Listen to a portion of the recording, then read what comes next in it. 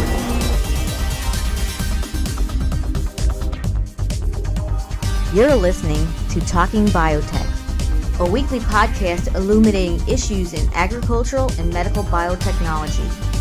Your questions and concerns are addressed using a science-based approach with the goal of driving discovery to application with communication. Now here's your host, Dr. Kevin Folta. Hello and welcome to Talking Biotech number 33. Today, a couple good things. So first of all, the episode features Dr. Arjen van Tunen, and Dr. van Tunen comes from KeyGene. He's the CEO of KeyGene, and we'll talk about a plant that most of us don't consider to have tremendous value, and if anything, we think of as a nuisance. And it just goes to show you that sometimes we have to really look carefully at that with the raw materials that nature gave us, and that humans can shape them into very useful plant products. And this could have tremendous value going forward. I won't tell you what it is. Ha. I would be remiss to not address the 800-pound gorilla in the room. When I start the podcast, the introduction has 3 voices and in 4 quotations. One comes from Penn Jillette, the magician and comedian and philosopher. The other one is Carl Sagan, and Dr. Sagan being recognized for his work at talking about science to the public interface, who certainly has always been a hero of mine. And the last is 2 quotations from Dr. Norman Borlaug, who should be a household name. A Nobel Peace Prize winner, an exceptional scientist who introduced genetics to areas of the world to serve the world's most poverty-stricken areas, changing the way that they had access to genetics and ensuring that more people would be able to survive because of improved crops. So I was very grateful this week to be not just nominated, to actually receive the Norman Borlaug Cast Agricultural Communications Award, which is really a tremendously huge honor beyond words. I think it was the first time I was ever knocked speechless in a while. And I just wanted to really express how grateful I am for this opportunity, and to be named to anything that would be associated with Dr. Borlaug certainly is the pinnacle of someone's career who would be dedicated to science and science communication and the application of science to solve human problems. And with that, it's something that it's been a wonderful time since I've known that I would be receiving this award, and looking forward to hopefully using this as a platform to share more science and maybe even increase the audience of this podcast or whatever. So with that, I'll complete the podcast. Thank you all for listening, and we'll no. Yeah, I mean, it's kind of hard to imagine how, now what do you do? It doesn't get much better than this. So we'll go ahead with today's interview, and we'll go from there. Thank you very much for listening. Your kind words, your thoughts, your tweets, your reviews of the Talking Biotech podcast made it a significant part of the package that people looked at when they considered how to assign this very prestigious honor. And I really appreciate that. So thank you very much for listening, and on to today's interview. Today on the Talking Biotech podcast, we go to the Netherlands. and speak to KeyGene CEO, Dr. Arjen van Tunen. And Dr. van Tunen is, as I mentioned, the CEO of KeyGene, a company that is recognized for their edgy innovation in plant breeding. And I had the pleasure of seeing his presentation at the Plant Animal Genome meeting this winter in San Diego, and just amazed me, and I couldn't wait to get him on the podcast. So welcome to the Talking Biotech podcast, Dr. van Tunen. Yeah, welcome. Could you tell me about KeyGene and what the company does in more entirety? KeyGene is an egg biotech company. So we are one of the larger specialized dedicated egg biotech companies in the world. I think the largest in Europe. And what we basically do is that we develop methods and also traits for improved crops and new varieties. So we call ourselves the crop innovation company. Okay, and with the particular problem we're going to discuss today, what is the problem that you're looking to solve? Well, the problem we are looking to solve is the threat of a shortage of natural rubber. At this moment in time, rubber applications are widespread, and of all the rubber which is used in the world, around 45% for the rubber applications, natural rubber is required for quality reasons. Natural rubber is in much better quality than the synthetic rubber, and for those 45% of the applications, you need rubber coming from the Havea rubber tree. And the issue there is that only in 2 countries, basically 80% of all the natural rubber comes from Thailand and Indonesia. There is a shortage threatening because of the growing economies in the world. That's on the one side.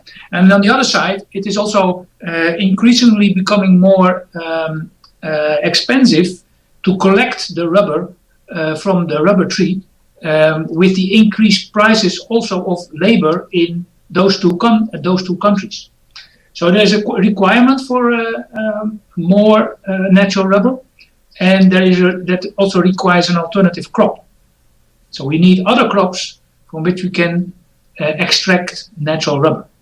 And this was really the first I've known of this particular shortage. This particular crisis was when I saw your talk last year at Plant Animal Genome, and really was amazing to me because I've always known that other plants produce a latex type compound, but I never knew that this solution may come from a common weed. So what is the solution that KeyGene has proposed? Yeah, by the way, there's one other strategic problem connected to rubber trees. In South America, where originally this tree is coming from, there is a fungus which is attacking those trees that makes it impossible to grow rubber trees commercially in South America. Unfortunately, the fungus did not reach Southeast Asia yet. But when that happens, that will inflict a big crisis on that crop, that rubber tree, the rubber tree plantations. So it's another reason to develop alternative crops for natural rubber. And basically, there are only a few options to develop alternative crops. One is wayuli, which is a plant growing in a desert. It's a kind of how do you call it? It's a bushy plant. And the other one is the dandelion, the Kazakhstan Dandelion. And the Kazakhstan Dandelion, compared to the one that we see in the Western Hemisphere, Western world, where we see this small, bushy plant with a yellow flower. It's very familiar here, and grows ubiquitously in any kind of plain or any kind of place in a landscape or front yard. And what is particularly attractive about the Kazakhstan dandelion that makes it a target for your work? Yeah, the interesting thing about the Kazakhstan dandelion is that there is a latex, especially in the roots, but it's also visible a little bit in the leaves. It's the white milky sap, and from that latex, from that sap, from the roots of the Kazakhstan dandelion, you can you can extract it, and you can make a very high quality rubber out of it. And basically, that is already known for many, many years, for centuries, because Kazakhstan people, they tend to go out in the mountains where these plants are growing, and they would take a little bit of those roots, and they would chew in it. So it's a kind of a chewing gum. So it was a gummy substance. And earlier this last century, it was also discovered that you can make even very good rubber out of it. And actually in the Second World War, when we had basically the similar situation, Southeast Asia was not reachable for the German army, the American army, and also not for the Russian army. In the Second World War, Kazakhstan dandelion was commercially grown to extract rubber for the tires of the Messerschmitts and of the trucks of the various armies. So that's where it's coming from. So why don't we use this Kazakhstan dandelion today in all of our rubber production? Why is this not a major cultivated crop as it exists from the wild? Yeah, there's one problem with the Kazakhstan dandelion. It's a very tiny plant. So to commercially grow it, it is unattractive. And that's also the reason why after the Second World War, that crop disappeared. So when the necessity to grow it, because the other thing was not possible, Southeast Asia was cut off by the Japanese army occupation, then that crop disappeared. But we only need a factor of 3, let's say, increase of the amount of rubber produced per square hectare or per square acre, if you want. So that's what we're trying to do, to increase the amount of rubber production per square hectare. And when we can reach that objective, then we have a commercial new crop available.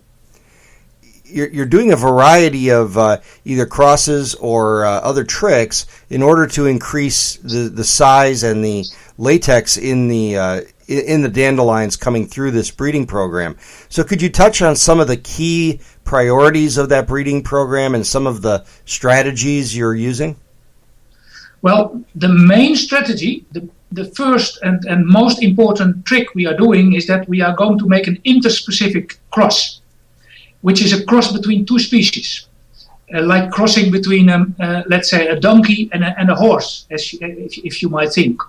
And what we have done and are doing is making crosses between the Kazakhstan dandelion and the normal Dutch dandelion. And you probably also have normal dandelions in the United States in your gardens. The normal dandelion is much bigger, and it can also get quite a big root.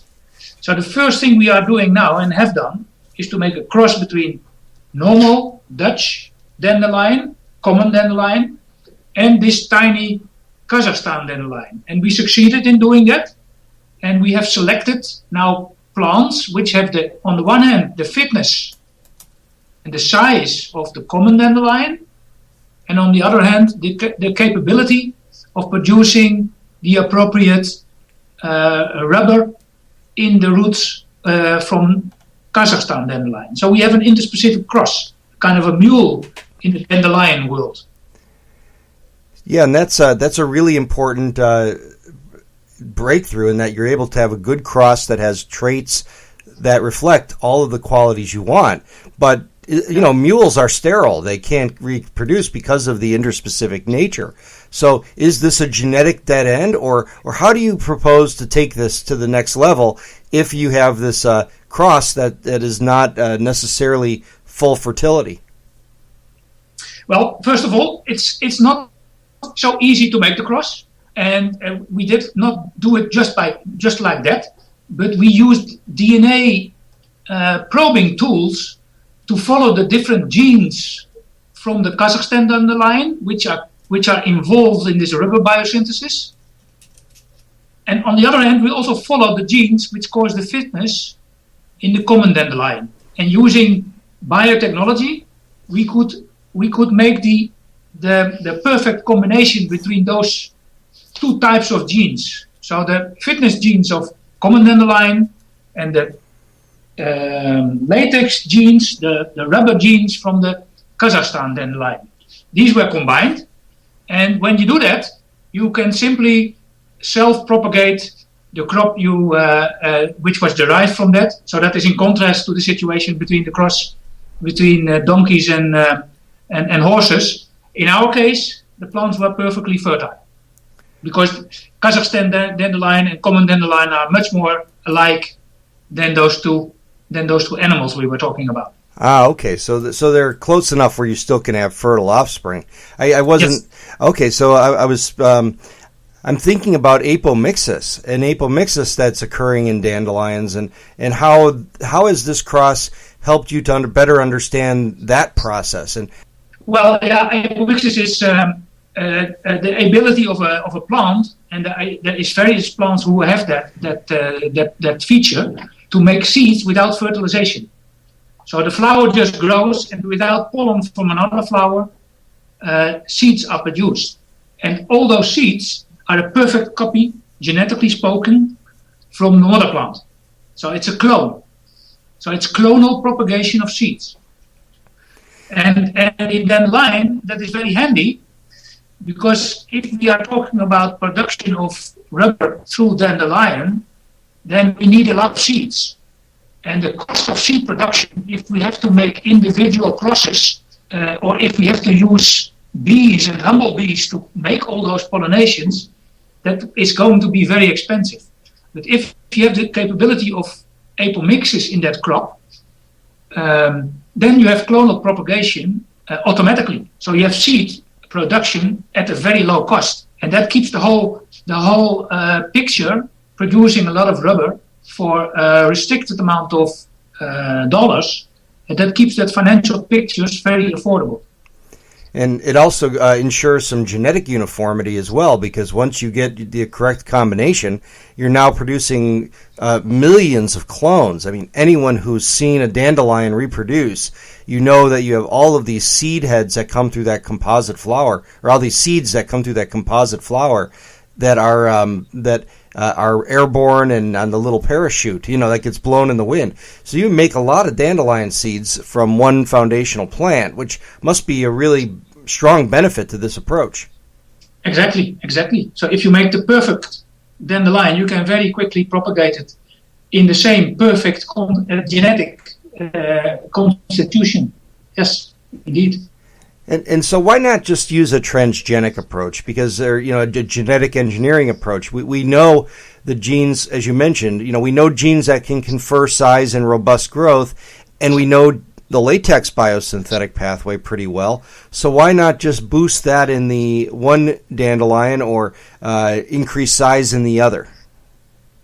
Yeah, it's not so simple as it may sound, because there are multiple genes involved in the synthesis of the rubber polymer itself, but then the rubber polymer also has to be produced in a particle, so an intracellular vesicle, and then that intracellular vesicle filled up with rubber polymer molecules. It has to be transported to the outside of the cell, and then it is excreted in special ducts. And so there is not only the synthesis genes which are involved, it's also the genes involved in, let's say, keeping the polymers on that latex particle, and there's also the excretion of the rubber, which is very important, in the rubber ducts in the form of latex. So everything together, most of the genes we already know, but there are still a number of genes which are involved in synthesis of good quality rubber in the Russian dandelion, Kazakhstan dandelion, which we still do not know. So there was also a little bit of trial and error in this whole system, which I described earlier. When we followed the genes from the Kazakhstan dandelion, there were some unknown factors which we also had to select for. So it's more complicated than you think. It's not only one gene, which you could use in a transgenic situation. It's a whole set of genes. And several of the genes are not even known. So a transgenic situation is not possible. What were some of the other byproducts of this research with respect to understanding apomixis and that process by clonal propagation of seed production without fertilization? Yeah, that's also very interesting. In in normal dandelion, so the dandelion which grows here in the Netherlands, it's a very interesting phenomenon, but north of the Rhine River, which flows through the middle of the Netherlands, north of the Rhine River or south, I don't know, I always forget which way around it is, but north of the Rhine River, all the dandelions are apomictic, so they reproduce without pollination, and south of it, the dandelions are sexually propagated, or the other way around. I have to say, but and using that these two types of dandelions, we were very interested in identifying the two genes which are involved in this apomixis phenomenon, and it's the DIP gene, diplospory gene, and it's the PAR gene for fertilization. And basically what we also presented in a conference in California a couple of months ago and half a year ago at the famous Mendel conference, 150-year Mendel conference in Brno in Czech Republic, was that we have identified and also cloned the DIP gene. So the first half of the apomixis process. And we are now busy characterizing that gene, and we're also busy, together with Wageningen University, identifying and isolating the second gene, the PAR gene. And when we have those two genes, we think we can start using and introducing apomixis in other species, in real crops, not dandelion, but real crops. So, just to summarize, in dandelion, for rubber production, we can use the natural genes just by crossing. But when we want to introduce, for instance, apomixis in corn or in soybean, we need the genes from dandelion and introduce those genes into corn and or soybean or other crops by transgenesis. Because in corn there is no apomixis known. That's right, and I can think of 1,000 other crops where this would be an amazing breakthrough. But how would you describe that to somebody who, why would you want apomixis occurring in other crops? I mean, isn't this idea of genetic segregation and biodiversity a good thing, or why would you want apomictic behavior? Well, there's several reasons. For instance, apomixis could reduce the cost of seed production significantly, so that's one thing. Another advantage would be that if you have apomixis, you can immediately fix, let's say, a very beneficial cross, and you can deduce and derive genetically identical seeds from that. So you can make a cross between one parent and another parent, and then you know for sure that when you induce apomixis, all the seeds coming from that child or that offspring will be identical. So you can very quickly fix an optimal cross and start propagating it through seeds. And that can speed up the whole process of variety development tremendously. For instance, in a crop like soybean. You can also make a cross between one plant and another plant, which is very tedious to make, like for instance in soybean. It's very difficult to make a cross between the father and the mother because it's self-pollinating so much. But when you have made a cross by very careful pollination, then you can immediately fix it through apomixis. So speed of variety development, better variety development, and also lower costs of seed production are a number of the advantages of apomixis. One of the big ones I think about is getting around the problem of self-incompatibility, that where you have to include pollen from a separate variety in say in an orchard or in some sort of large plant production scenario, like cherries or apples, or cherries anyway, where you have to have this alternative pollen source in order to produce your crop.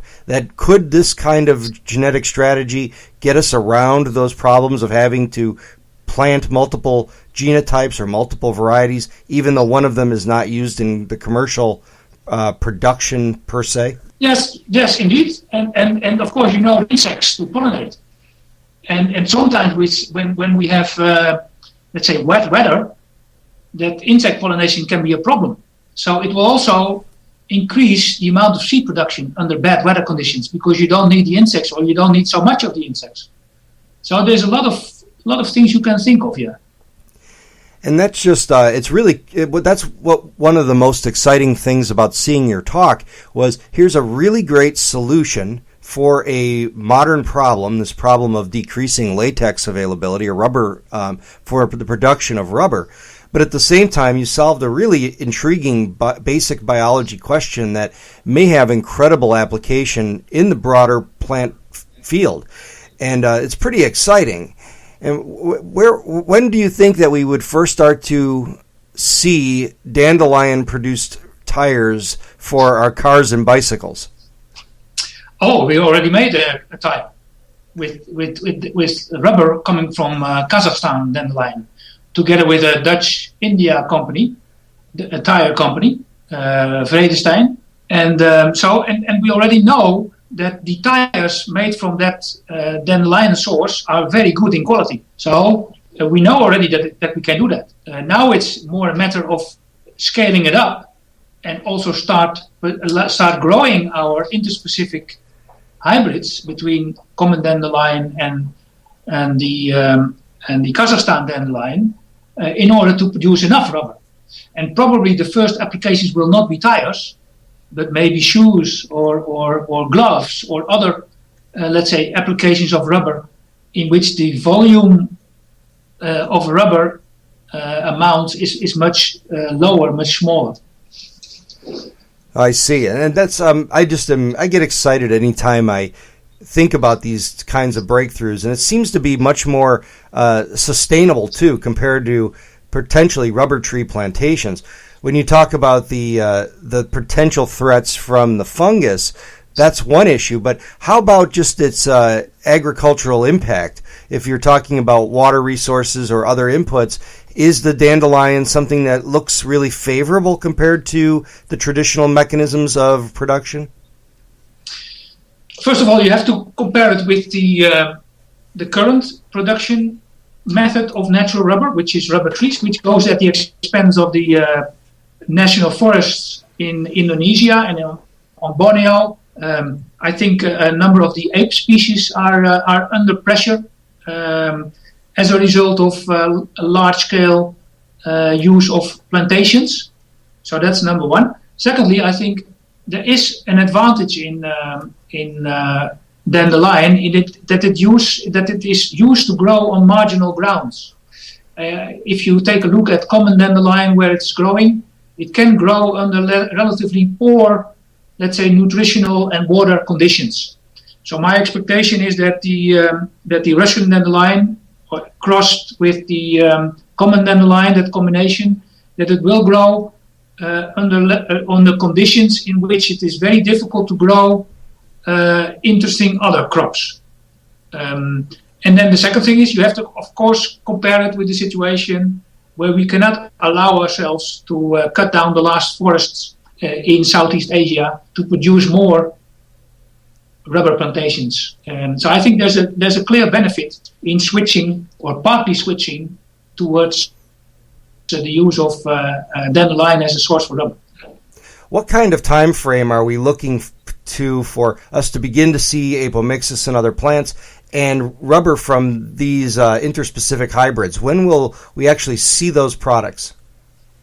Yeah, rubber with the interspecific hybrids, we expect that within the coming 5 years or so, we will start producing the first commercial harvest for product applications. And we are not doing that alone. For instance, we are in the rubber program, we are collaborating with a US company called Cultivate, and also with a number of organizations, including Wageningen University here in Europe, and with the Kazakhstan government. So we expect in the coming 5 years that we will have the first commercial harvest together with our partners. And then for the apomixis, I think it will take longer, because there we are still in the process of identifying the second gene and introducing this phenomenon in another species. So my expectation is that there we need between 5 and 10 years before we can come up with first applications. So Dr. Arjen van Tunen, thank you so much for your time today. I really appreciate you telling us about this very interesting breakthrough and very interesting opportunity. Thank you very much for joining me today. You're welcome. Thank you. And that's Dr. Arjen van Tunen, the CEO of KeyGene in the Netherlands, coming up with interesting ways to make the rubber literally hit the road in the future. We'll be right back after this short message with one of your questions. Hello, everybody. Now, you might have noticed that the Talking Biotech podcast frequently incorporates guest hosts. The goal here is to expose those interested in science communication to a wider audience and maybe provide a friendly entrance to how to actually engage the public in a meaningful way. Now, it's always hard to take that first step, but I'm glad to offer this platform for you to tell your story and work with me in discussing new technologies with people that created them or understand them well. So if you're interested in joining me as a co-host, send a note to talkingbiotechpodcast@gmail.com and let me know. We'll devise questions together. We'll find fun ways to make you part of the discussion. Heck, you do the whole damn thing. I'll just listen. Remember, science flows best when innovation moves to application, and that takes communication. If this vehicle can bring more voices to the discussion, it only amplifies my interest in sharing the beautiful stories of science and technology that can help people and help the planet. Yeah, I'm embarrassed as hell to be able to say that is a music version of Mac Davis. I believe in music. So I got an interesting question this week by Twitter, and unfortunately was only able to partially answer it. So I thought I would ask an expert, and being surrounded by experts, that's easy to do. So I sent someone out with a microphone to interview Dr. Kurt Hanna. Let's see if I can find him. Vern, are you there somewhere? Yes, I'm here. How's it going? Doing okay? Yeah, it's good to talk to you, too. This is an interesting thing, doing the remote podcast. Yeah, so are you there with Professor Hanna? How's he doing? Yeah, he's here, too. Okay, why don't you just go for it then? Thanks. Okay, so this is Vern Blazek sitting here with Dr. Kurt Hanna. Kurt Hanna is a professor at the University of Florida in Gainesville, Florida. He's an expert on something called ADP glucose pyrophosphorylase, something that sounds like a diabetes drug or something. Is that accurate? Well, not quite. But first, glad to meet you in face to face, Vern. No, ADP glucose pyrophosphorylase actually is an enzyme involved in starch biosynthesis. It's found in all plants, bacteria. And it's an important enzyme because it's a regulatory step in the pathway. Starch is important because it makes up about 70% of the dry weight of a seed. Okay, so you said a lot of real fancy stuff there, which is good, because I'm here to ask you a question from one of the listeners of the Talking Biotech podcast that had a question about corn. The question comes from Jeff Halmos. It says, the claim I keep hearing is that GM food crops are reducing variety, that certain types of corn can't be found anymore. Your thoughts? So asking you, Dr. Hanna, what are your thoughts on that question? Well, technically, the statement is correct, and it's correct because the old hybrids are just no longer competitive. It's very similar to our cell phones. I'm old enough to remember when people used to carry bag phones around as their cell phone. Cell phones certainly have improved over the years, and we no longer see bag phones. And the same is true with hybrid corn. New varieties come out every year that are superior to the ones in the preceding years. So technically it's true. Old hybrids go away, kind of like the Edsel car went away because it wasn't competitive.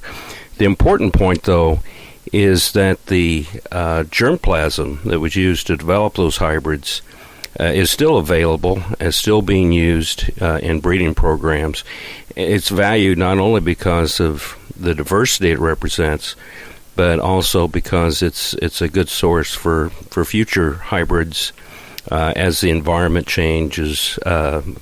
These old lines will be valuable, and they're valuable now as gene sources.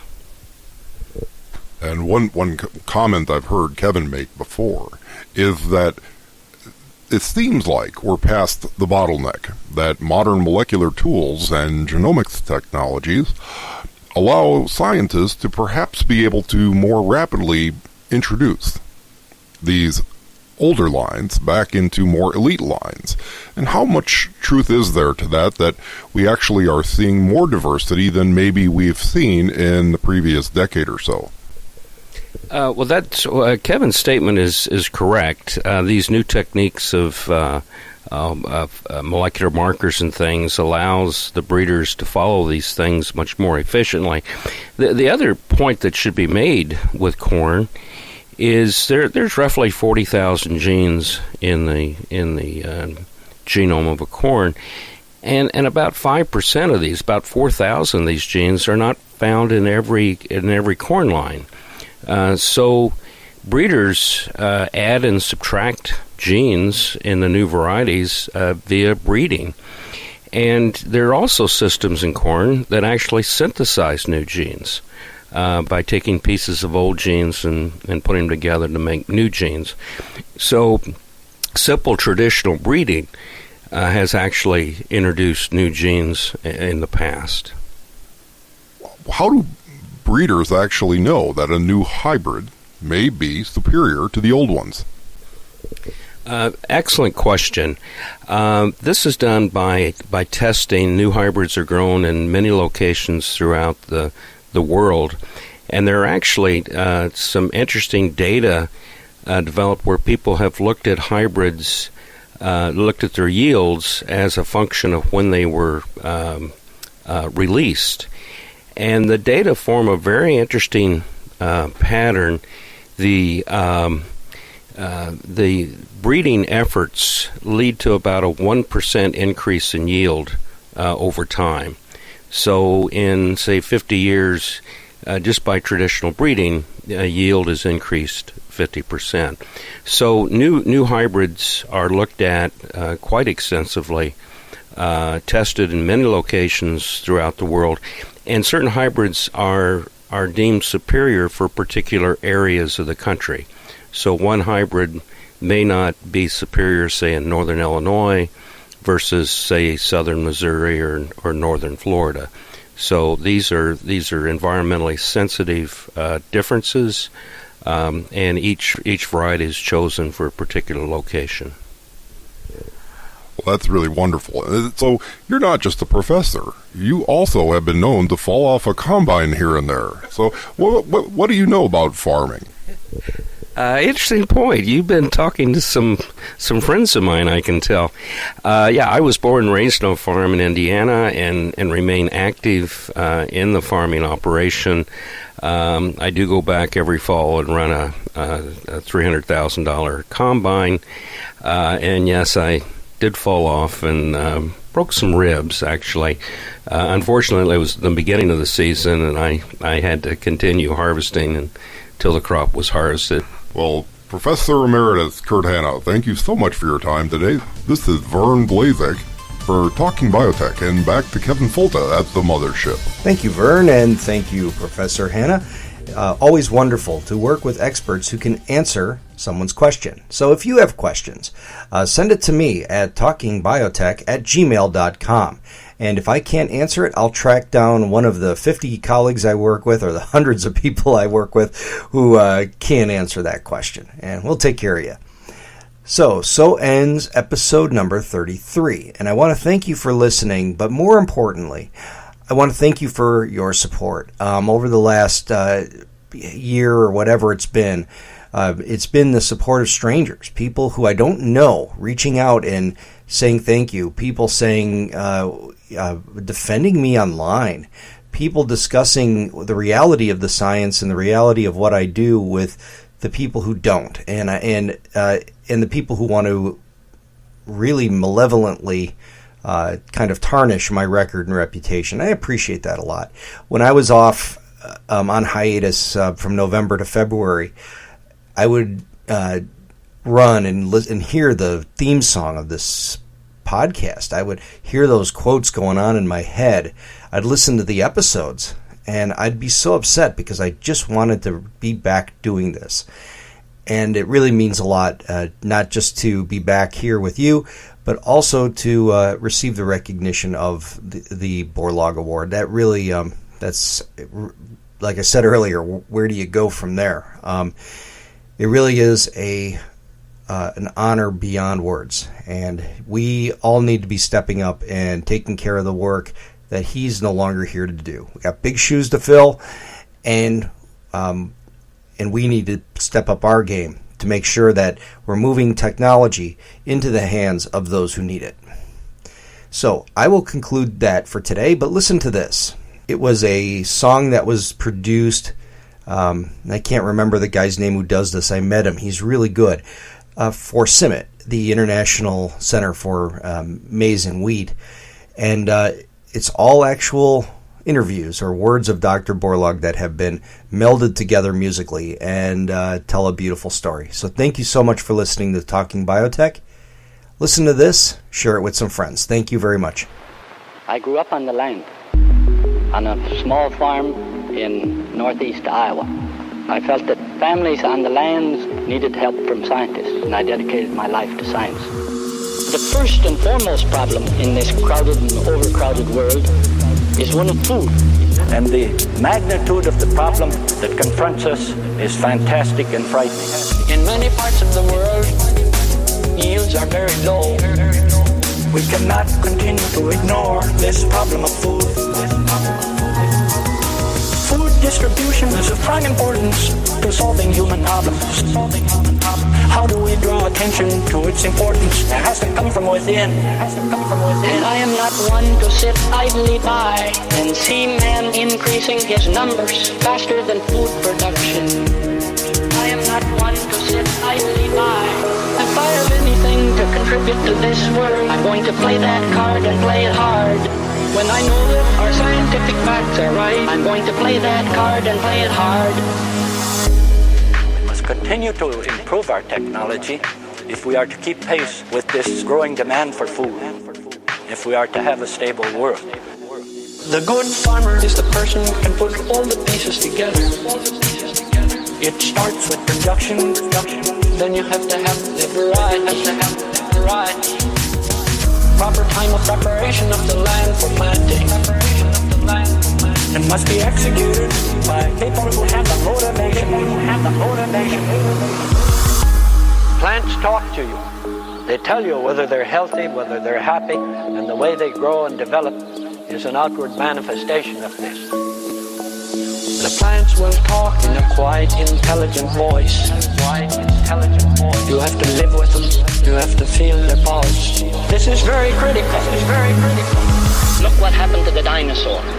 When he lost his ability to change, he became obsolete. Is this the destiny of the human species? And I am not one to sit idly by and see man increasing his numbers faster than food production. I am not one to sit idly by. If I have anything to contribute to this world, I'm going to play that card and play it hard.